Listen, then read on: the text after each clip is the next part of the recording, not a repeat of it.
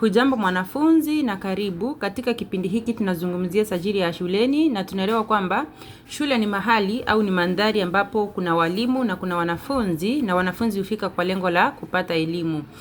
Sifa ya kwanza ya sajili ya shuleni ni kwamba kuna matumizi ya lugha rasmi, na natumai tunaelewa ni nini lugha rasmi.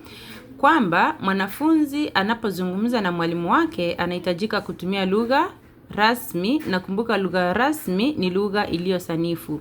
Huwezi ukapata kwamba mwanafunzi anazungumza na mwalimu wake kwa kutumia lugha isiyo sanifu. Sifa ya pili tunaambiwa kwamba kuna matumizi ya lugha ya heshima na adabu, na hii ni pande zote. Kwamba mwanafunzi anapozungumza na mwalimu wake anahitajika kutumia lugha ya heshima. Pia mwalimu anapozungumza na mwanafunzi ni sharti atumie lugha ya heshima. Hawezi akatumia lugha ya matusi. Sifa ya tatu, lengo hutawala matumizi ya lugha. Kwamba mwalimu kwa mfano anapomkanya mwanafunzi kuhusu jambo fulani, atatumia lugha yenye ukali. Lengo ina maana kwamba ni kipi ambacho kinazungumziwa. Huenda mwalimu anamshauri mwanafunzi, huenda anamuonya, huenda anamtahadharisha. Kwa hivyo lengo la mazungumzo huzingatiwa katika matumizi ya lugha. 4, tunaambiwa kwamba hakuna kuchanganya wala kubadilisha kauli.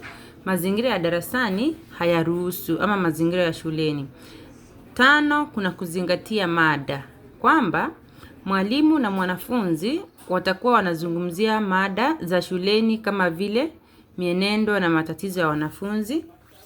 Na 6, tunaambiwa lugha huchukua mkondo wa maswali na majibu. Lugha huchukua mkondo wa maswali na majibu. Kwamba mwalimu atakuwa anauliza swali na mwanafunzi atakuwa anajibu. Na 7, tunaambiwa kwamba kuna matumizi ya lugha rasmi. Kumbuka lugha rasmi ni lugha ambayo huzingatia kanuni za sarufi. Na tunazungumzia sajili ya shuleni kwamba katika mazingira haya ya shuleni lugha inayotumika lazima iwe ni lugha rasmi. Na kwa mfano mwalimu mkuu anapozungumza na mwanafunzi atatumia lugha rasmi.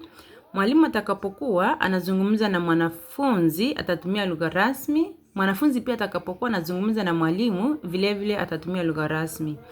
Na sifa ya 8, tunaambiwa kwamba mada huwa ni ya masomo. Katika mazingira ya shuleni, mada ambazo huzungumzwa pale ni kuhusu masomo. Na tunaambiwa mara nyingi katika mazingira haya mada hujikita katika masomo.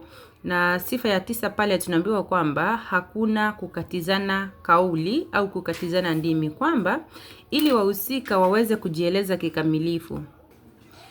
Sifa ya 10 tunaambiwa kwamba mazungumzo huanza kwa maamkuzi katika mazingira ya darasani, kwa mfano ofisini, hata warideni. Natumai ili tumeliona. Iwapo ni katika mazingira ya darasani, mwalimu anapofika darasani huanza kwa kuamkua wanafunzi.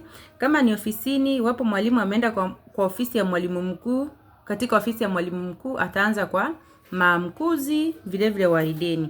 Na sifa ya 11 ambayo ni ya mwisho, kuna matumizi ya istilahi za kitaaluma. Hii inategemea uwanja inamotoka mada inayofunzwa. Shuleni kuna darasani. Tuseme kwa mfano mwalimu alikuwa darasani na alikuwa anafunza.